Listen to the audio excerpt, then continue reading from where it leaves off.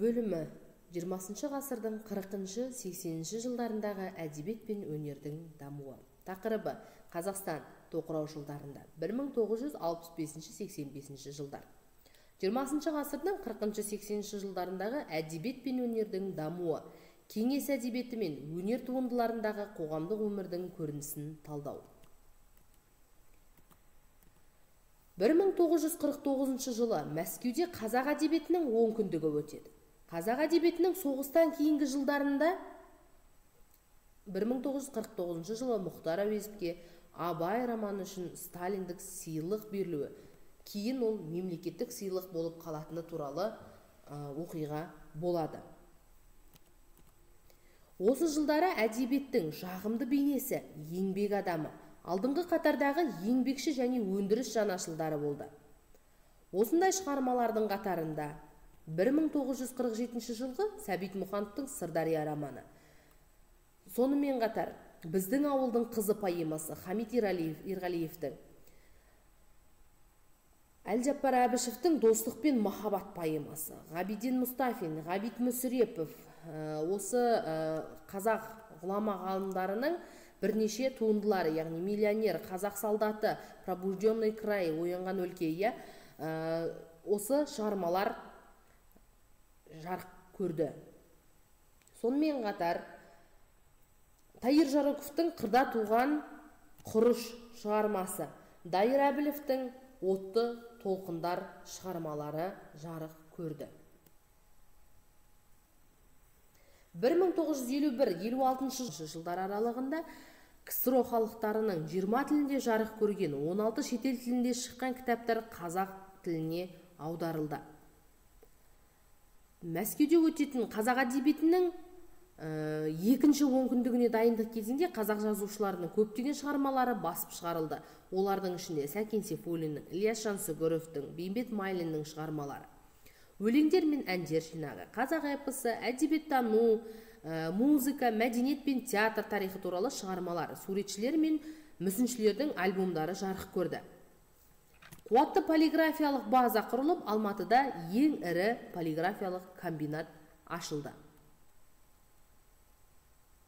1954 жылы жазушылардың соңғы 15 жылдағы шығармашылығын қорытындылаған Қазақстан жазушыларының 3-ші съезі өтті. Осы 3-ші съезде Сәбит Мұқановтың автобиографиялық өмір мектебі повесі және Шоқан Уәлиханов атындағы пьесасы, яғни Аққан жұлдыз деп аталатын пьесасы аяқталды. Сонымен қатар Қалижан Нұрғожалы Бекқожиннің Мәриям Шакорқызы поэмасы жарық көрген болатын. Құжаттық материалдар негізінде жарияланған Шалғай шепте повесі 1949 жылы жарық көрді. Соғыстан кейінгі алғашқы 10 жылдықта соғыс пен тылды ерлік көрсеткен батырлардың өзінің өмірлік жолы немесе ұлы сынақ жолдары туралы естеліктер жарық көрді. Майдангерлер арасында алғашқы болып қолына қалам алған атақты батыр генерал-майор Панфиловтың серіктестері болды. Қазақ жазушысы Бауыржан Момышұлы да болды.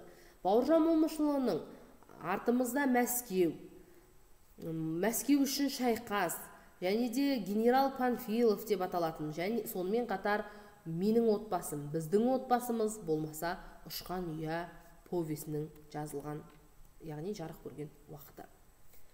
Әрі қарай өтетін болсақ, 20 ғасырдың 40-80 жылдарындағы әдебиет. Ілияс Есенберлиннің Алмас қылышы. Сонымен қатар Әбдіжамал Нұрпейісовтің Арал балықшыларының өмірі туралы баяндаған Қан мен тер трилогиясы. Олжас Сүлейменовтің Азия шығармасы.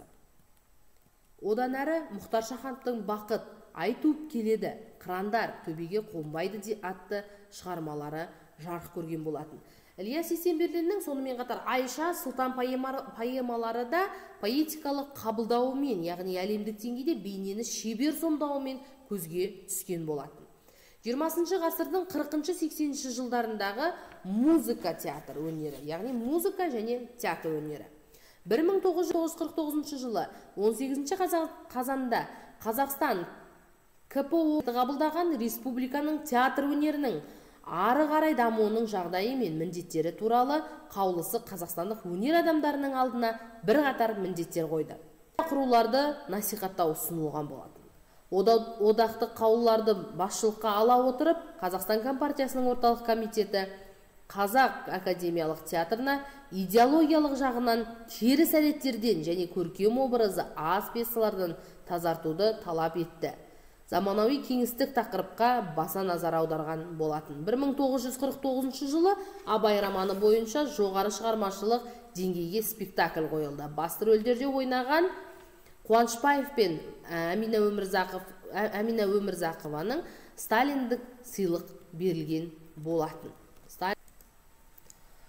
Бұл жерде алдыларыңызда бейнеленген, яғни сюжеттерде ең сәтті шыққан кинолар, яғни осы 20 ғасырдың 40-80 жылдар аралығында ең сәтті шыққан кинолардың бірнешеуін осы жерге белгілеп қойдым. Яғни менің атым Қожа, Алдар Көсе, Транссибир экспресс, сіздер білесіздер, иә? Тақиялы періште, Погоня в степи, Қыз жібек, Конец атаман, Атаманның ақыры деп аталынатын фильмдердің, бұл фильмдер, яғни сол уақыттағы ең алдыға шыққан фильмдердің бірі болып табылады.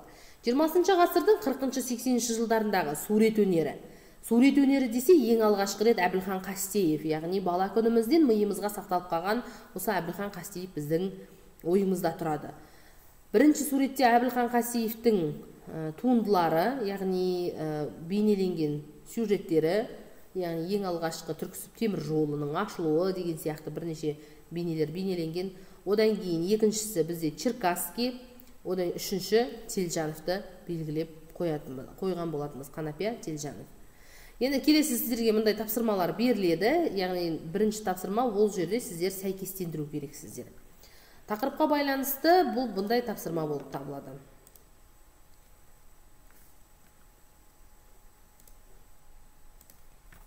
Келесі бұл сіздерде бірінші тапсырма беріледі. Бірінші тапсырмада сәйкестендіруіміз керек. WordWall программасы бойынша біз жасап қойған болатынбыз. Енді бізде дайын тұрған бөлімге барайық. Яғни бұл жерде авторлар берілген, осы авторлардың және де шығармалар берілген болатын. Енді қателіктер кетіп жатыр екен, оларға назар аудармасаңыздар болады.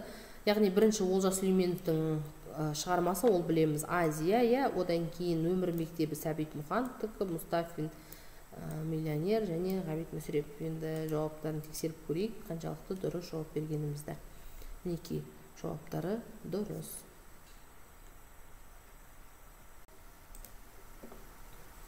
Келесі бізде тақырыпқа байланысты 20 сөзді тауып көр айдары. Бұл жерде сіздерге сөздер беріледі, осы сөздерді тауып шығымыз керек. Мұнда музыкасын өшіріп қойдым, себебі бізге оңай болу үшін. Мінекей, осы жерлерде мысалға қандай сөз көріп тұрса, соның бас жағынан басасыздар. Міне көшпенділер, сол жерден өзі алып кетеді. Мысалға бір сөзді алып кетеміз. Міне әуезов деген сөз шығады. Яғни қырнан болсын, дзүнен болсын, барлығын белгілеп шықсаңыздар болады. Сол кезде бізде қате сөздер баса бермеу керек, себебі мына жерде жизнь бітіп қалса, мына ойым аяқталып кетеді. Мінекей алмас қылыш, қан мен тер трилогиясы болу керек бұл жерде. Олжас Сүлейменов, мінекей, одан кейін қан мен тер трилогиясы туралы жазылған болатын. Бұл жерде енді нақты 20 сөз, қазақша 20 сөз берілген, сол қазақша 20 сөзді табуымыз керек. Мен қайтсап кішкене бір-екі сөздер тауып жіберейін сіздерге. Сұлтан деген сөз бар бізде. Бауыржан, мінекей. Панфилов. Мінекей қатарына бірген генерал Панфилов деген сөз. Дағы әрі қарай уақыт алмайын, бірақ қысқаша сөздер іздеп кетейік. Бұл жерде өміріміз аяқталып қалды. Мінекей, қан мен тер деп аталады. Яғни бұл жерде бірнеше сөздер бар. Мен тек осы бар 5-6 сөзді, яғни 8 сөз тауыппыз, 8 сөзді табуға ғана уақыт жұмсадым. Әрі қарай қосымша осы сайтқа кіріп, осы нені сілтемені алып белгілесеңіздер болады. Болдық. Бүгінгі сабақ үшін көп рахмет. Лайк басып және комментарий жазып кетіңіздер.